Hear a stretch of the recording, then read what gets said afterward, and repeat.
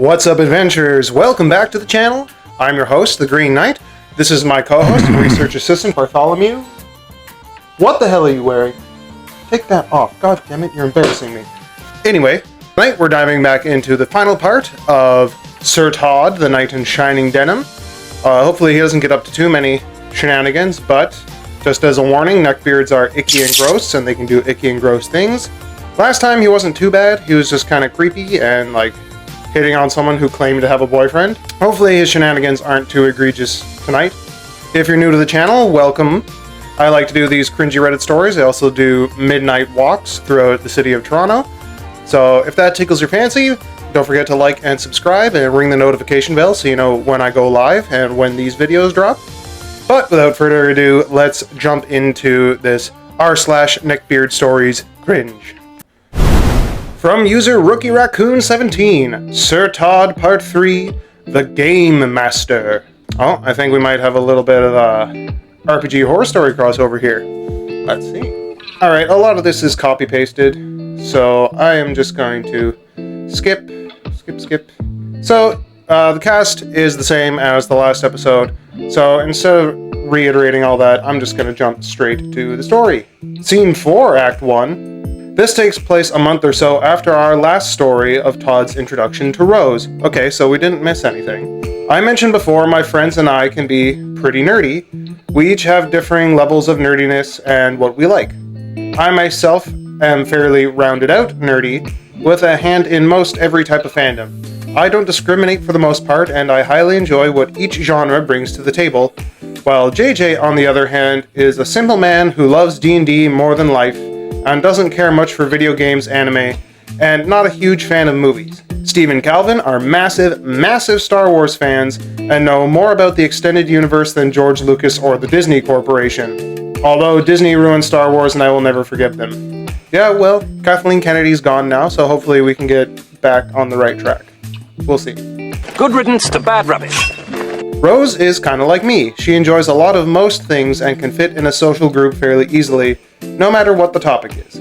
That all being said, JJ brought us all together playing TTRPGs and is our favorite forever DM.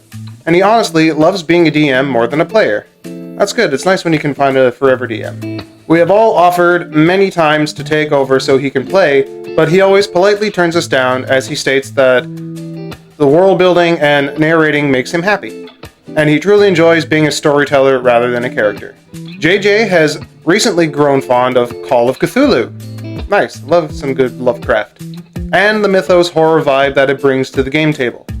I love Call of Cthulhu and have played it for many years after getting my start by listening to Twisted Gear Studios' podcast of their Call of Cthulhu campaigns.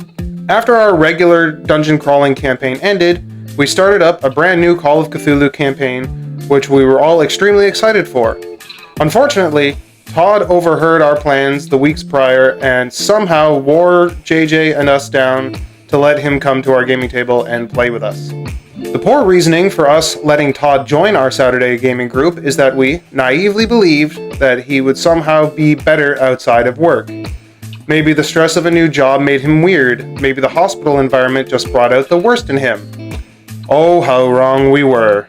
The day of our gaming session arrived, and we all arrived at JJ's home early Saturday morning around 8 a.m. Oof, that's an early day to start. We had a long day of gaming ahead of us, and we didn't want to waste any of it. I promptly arrived early at around 7:45 to help set up a little. As I drove up to JJ's house, I noticed Todd's car out front.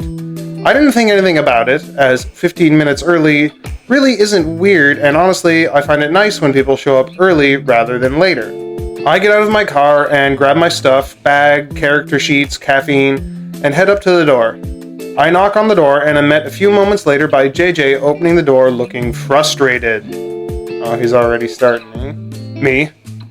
What's up, dude? What's going on? JJ. Dude, guess what time Todd got here? Me. 5 minutes ago? JJ. No, 7 a.m. He said he wanted to get here early and help set up. Well, that would be fine if I was awake. But no, I had my alarm set for 7:30, but he comes over and starts pounding on my door and blowing up my phone, waking me and telling me to let him in. Me, did you tell him to come back later? JJ. I did, and then he started whining and complaining that he needed to poop and couldn't hold it. So I let him in, and he's just been laying on my couch talking nonstop since then. And he hasn't even helped set up. Dude, what a waste of... Go to a freaking Tim Hortons and take a dump. Like, find a coffee shop. Me? This is going to be a fucking amazing day. I walked past JJ and headed downstairs to the basement, where we have our gaming sessions. I can hear him muttering behind me about he hasn't had a chance to shower yet. I get to the bottom of the stairs and see that JJ has laid out an incredible looking table, complete with houses, terrain, water features, and an assortment of characters. Off to the side of the room is Todd, still lounging with his phone held by his face, looking flushed and slightly sweaty. Boy gets sweaty even laying on the couch. That phone must be really heavy. Me. Hey, Todd. You excited for today? Todd, looking over at me and quickly putting his phone away. Oh yeah, I love H.P. Lovecraft stuff. I've been a huge fan of his horror stories for years. Todd awkwardly slips/slides off the couch in a kneeling position and stands up with a huff. Me. Yeah, me too. I've been playing Call of Cthulhu for years. Todd. Good. I was worried you guys wouldn't know how to play Call of Cthulhu, and I would have to carry your bad characters. He laughs, which turns into a wet, phlegmy cough. Who's your character? Me. I made an archaeologist who has spent... Before you can finish his sentence, Todd. Why's that? We need brawlers and fighters, not a squishy book nerd. Has he ever read any Lovecraft? The protagonists are always squishy book nerds. They're always like scientists or archaeologists or shit like that, who are like studying stuff and then get their minds corrupted or taken over. Like, I don't think there's any stories that involve fighting the eldritch horrors. Usually that's kind of the opposite of the point. Like, you can't fight them. But whatever, let's see how this goes. Me, actively trying to suppress my annoyance. Butterball, if you let me finish what I was saying, I would have told you that he was a great war vet who turned to archaeology after seeing his unit turned into Lovecraftian monsters after being exposed to a paranormal storm while they were crossing the Atlantic on their troop ship. He's pretty tanky. Todd. Meh, I guess. Still sounds like you wasted most of your skills. I, on the other hand, made a master spy. A badass girl named Kim who has been training since high school to fight crime. But also a master lover to seduce her targets. And anyone who gets in her way. Brother, come on. She'll sleep with them and then kill them before they even know what happened. He then pulls out his phone and holds up what I can only imagine was an AI-generated image of Kim Possible mixed with Carmen Sandiego. Ah, brother. Me. Does she do cheerleading on the side? Todd. No, that's stupid. Why would she do that? Me. Just makes sense since she's clearly Kim Possible. I just figured she would be doing cheerleading when she's not being a master spy. Todd. That's stupid! He spends the next 20 minutes telling me about his character's backstory of how she lost her one true love, a man who was, as you guessed it, based on Raw Unstoppable. Like, there's taking inspiration from existing characters and then there's just ripping them off wholesale. One by one, the rest of the group shows up and we start talking excitedly about our characters and what skills and specialities we've focused on. Lastly, Rose arrives carrying her bag of books and character sheets, walking hesitantly down the stairs. Todd sees her and immediately walks over at a brisk pace, smiling ear to ear and extends a hand to help her down the rest of the stairs. Todd. I can't believe that no one else here offered to assist. Such a fine Rose down the stairs. Milady. We all groan a collective moan of half embarrassment and half annoyance. Rose. I'm good. I know how to walk down the stairs by myself. Todd. Well, with your big bag, it could make you off balance, and with these narrow stairs, it's not too hard to fall down and hurt yourself. I just wanted to make sure you were okay. This coming from the guy in the last story who had trouble going up and down the stairs and almost killed himself with it. Steve. Why didn't you offer to help me down the stairs? I carried that case of Gatorade and Red Bull down. You didn't offer me your hand. Calvin. True. You were the only one who matches Steve's size. No one else would have been able to stop him if he started tumbling. I think he deserves an apology. Todd, getting red in the face. He's fine. No way someone as big as that can fall down those stairs. He's more likely to get stuck. That's the pot calling the kettle a pot. Rose, turning to Steve. Oh, Stephen would graciously guide me down these stairs. My frail feminine form can't handle the stress of this, and Todd has excellently pointed out that someone as large as you can ensure my safety. Steve. Of course, my love, I'd be honored. And he walks over and gently grabs the very ends of her fingertips while she takes the last 2 steps down. Rose. My hero. She then curtsies and takes a seat next to me at the table. I look at Todd, and he is beet red and glaring at Steve. He then just quietly goes and sits down at the end of the table where his stuff was and stares at Rose as she takes her stuff out and sets it up to play. We spend the next little while going over our finished characters. We had a week to work on them previously and had gone over the basics of how to play Call of Cthulhu over our Discord channel. One by one, JJ went over our characters, making a few minor adjustments here and there, as well as asking a few final clarifying questions about each of our backstories. Rose's character was the last one he got to, as she decided she wanted to make a couple changes that morning before we had started. Rose, after seeing my character, noticed that we had both chosen a very similar backstory.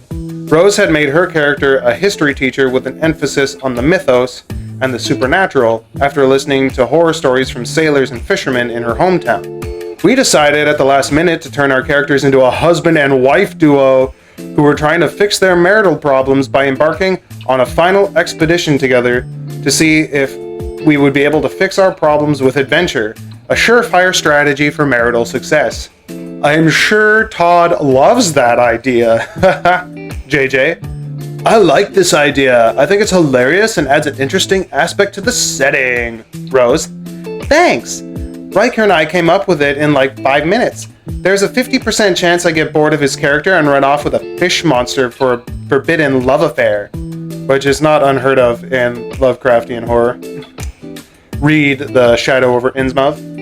We laugh at the stupidity of the idea of it and make a few jabs at her poor taste in men. Todd then pipes up with a big smile. Todd. That's hot. If your character looks anything like you, that's a lucky fish. I bet you would have beautiful fish babies. I bet Todd loves Shape of Water because he likes the idea of a woman falling in love with a monster. We all just turn and look at him with a collective look of what the fuck across everyone's face. An awkward silence fills the room before JJ clears his throat and speaks up. JJ. Yeah, Rose, don't fuck any fish. I don't want to narrate you birthing a squid. But Todd, if you feel inclined to stick your dingling in a fish, I will let you roll to see if it bites it off or simply get fish syphilis. The table laughs again. Even Todd joins in, but I can tell it was more of a forced laugh, the smile not quite reaching his eyes that never left Rose. After a few more minutes of last-minute prep work, we are finally ready to play and begin rolling some dice. I just noticed how long this part has been and I don't want to drag this on anymore. I will try to upload the next part of our gaming session in the next couple of days. Until then, thank you all for your continued support and help with this story. I appreciate all of you that have shown continued interest. Until next time, good luck, be safe, and don't stick your dinglings in any fish. Alright, well that one was a little shorter than expected. He said that there's more parts, but I've looked up his username, and I can't find parts 4 or 5, so... And this was almost a year ago that these were posted. So, on that cliffhanger, I think we've reached the end of Sir Todd, the Knight in Shining Denim. And you know what? Kind of anticlimactic. Todd's just a creep.